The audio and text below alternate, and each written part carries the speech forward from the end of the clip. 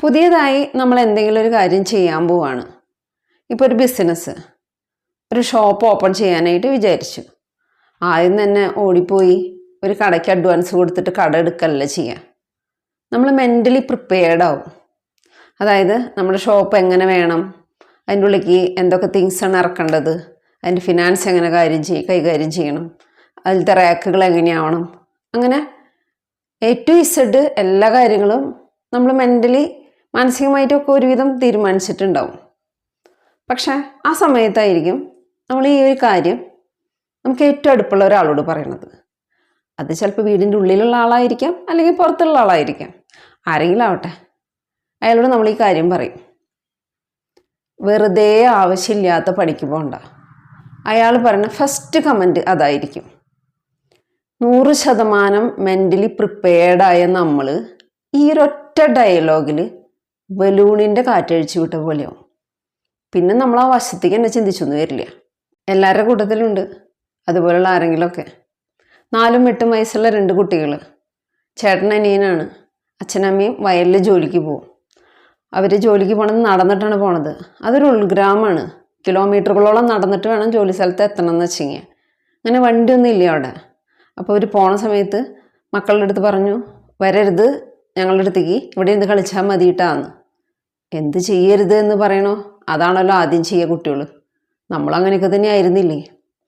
അപ്പോൾ വീട്ടിലിരുന്ന് കളിച്ച് കുറേ നേരം കഴിഞ്ഞപ്പോൾ ഇവർക്ക് മടുത്തു. അപ്പോൾ അവർ പറഞ്ഞു, ചേട്ടൻ പറഞ്ഞു, വാടാ നമുക്ക് അച്ഛൻ്റെ അമ്മയുടെ അടുത്തേക്ക് പോവാന്ന്. അങ്ങനെ ഒരാളും കൂടി പോവാണ്. പോണ സമയത്ത് കുറേ ദൂരം അങ്ങോട്ട് നടന്നു. ആ സമയത്ത് അവിടെ ഒരു കിണറുണ്ടായിരുന്നു, ഒരു പൊട്ടക്കിണർ. അതിൻ്റെ ഉള്ളിലേക്ക് ചേട്ടൻ കാല് തെറ്റി വീണു. അവനതിൻ്റെ ഉള്ളിൽ കിടന്ന് അലറി കരയാണ്. അനിയൻ്റെ പേര് വിളിച്ച് രക്ഷിക്കടാന്നും പറഞ്ഞിട്ട്. കിണറ്റിൻ്റെ കരയിൽ നിന്ന് അനിയൻ നിന്ന് കരഞ്ഞുകൊണ്ടിരിക്കുന്നുണ്ട്. അവൻ എന്താ ചെയ്യേണ്ടതെന്ന് അറിയണില്ല. അവൻ നോക്കുമ്പോൾ ചേട്ടനുള്ളിൽ കിടക്കുന്നുണ്ട്. ചുറ്റും നോക്കുമ്പോൾ ആരുമില്ല. ഇവൻ്റെ 2 ഇരട്ടി സൈസിലുണ്ട് ചേട്ടൻ. ഇവനോട് എന്ത് ചെയ്യാൻ പറ്റും? അപ്പോൾ അവനിങ്ങനെ നോക്കുമ്പോൾ തൊട്ടടുത്ത് തന്നെ ഒരു പഴയ കയറും ഒരു ബക്കറ്റും കിടക്കുന്നുണ്ട്. അപ്പോൾ ആ കിണറ്റിൽ ആദ്യം വെള്ളമുള്ള സമയത്ത് ഉപയോഗിക്കാൻ കൊണ്ടുവന്നിട്ട് ആരോ ഉപേക്ഷിച്ച് പോയതാണ്. ഇവൻ അതെടുത്തിട്ട് ആ കിണറ്റിൻ്റെ ഉള്ളിൽ ചേട്ടന് ഇട്ട് കൊടുത്തു. ചേട്ടൻ അതുമ്പോൾ പിടിച്ച് കയറാൻ നോക്കുന്നുണ്ട്. 4 വയസ്സായിട്ടുള്ള കുട്ടി, എന്തോരം ഉണ്ടാവും. അവനോട് വലിക്കുന്നുണ്ട്, അവനോട് പറ്റണില്ല. വീണ്ടും വീണ്ടും വീണ്ടും ശ്രമിക്കുമ്പോൾ അവനോട് അത് ഒന്നും ചെയ്യാനായിട്ട് പറ്റാത്ത അവസ്ഥ. അവനൊന്നിങ്ങനെ കരയുന്നുണ്ട്. പക്ഷേ എങ്ങനെയോ അവൻ്റെ ചേട്ടനെ ആ കിണറ്റിൻ്റെ ഉള്ളിൽ നിന്ന് കയറ്റി. ഇവർ നേരെ ചെന്ന് അച്ഛൻ്റെ അമ്മയടുത്ത് പറഞ്ഞു, ഇങ്ങനൊരു കാര്യം ഉണ്ടായി എന്ന്. അപ്പോൾ അവിടെ ജോലി ചെയ്യുന്ന ആൾക്കാരൊക്കെ ഉണ്ട്, ഇവരെ കൂട്ടത്തിലൊപ്പം പണി ചെയ്യുന്ന ആൾക്കാരൊക്കെ ഉണ്ട്. അപ്പോൾ അവരാരും ഇത് വിശ്വസിക്കണില്ല. അവരെല്ലാവരും ചിന്തിക്കുന്നത്, 4 വയസ്സുള്ള കുട്ടി എന്തോരം ഉണ്ടാവും, ഇത്തിരിയോളല്ലേ ഉള്ളോ, അവനെ കൊണ്ട് എങ്ങനെ ഇത് പറ്റിയത്? എല്ലാവരും അങ്ങനെ ചിന്തിക്കണത്. അപ്പോൾ അവരുടെ കൂട്ടത്തിൽ വയസ്സായിട്ടുള്ള ഒരാളുണ്ടായിരുന്നു. അയാൾ പറഞ്ഞു, അവൻ പറഞ്ഞത് സത്യമാണെന്ന്. അപ്പോൾ അവർ ചോദിച്ചു, അതെങ്ങനെ ഇത്ര ഉറപ്പിച്ച് പറയാനായിട്ട് പറ്റുന്നു? അപ്പോൾ അയാൾ പറഞ്ഞു, അവനവിടെ നിൽക്കുമ്പോൾ അവൻ്റെ ചേട്ടൻ കിണറ്റിൻ്റെ ഉള്ളിൽ വീണ് കിടക്കുകയാണ്. അവൻ ചുറ്റും നോക്കുമ്പോൾ ഒരാൾ പോലും, ഒരു മനുഷ്യൻ പോലും ആ പ്രദേശത്ത് എവിടെയുമില്ല. മോനെ, നിന്നെക്കൊണ്ട് ഇത് ചെയ്യാൻ പറ്റില്ല എന്ന് പറയാൻ അവൻ്റെ അടുത്ത് ആരും ഉണ്ടായിരുന്നില്ല. അതുകൊണ്ടാണ് അവൻ്റെ ചേട്ടനെ രക്ഷിക്കാൻ പറ്റിയത്. നമുക്ക് ചുറ്റും ഇഷ്ടം പോലെ ആളുണ്ട് പറയാൻ. അതുകൊണ്ടാണ് കഴിവുണ്ടായിട്ടും ആത്മവിശ്വാസമില്ലാത്തതിൻ്റെ പേരിൽ എവിടെയും എത്താതെ പോയ എത്രയോ പേരുണ്ട് നമ്മുടെ ഇടയിൽ.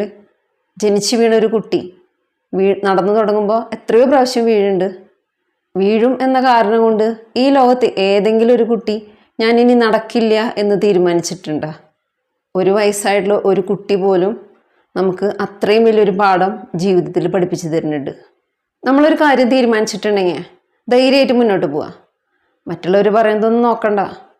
ലാഭമായാലും നഷ്ടമായാലും എന്ത് തന്നെ സംഭവിച്ചാലും ഞാൻ നേരിടുമെന്ന് സ്വയം ഒരു തീരുമാനം എടുക്കുക.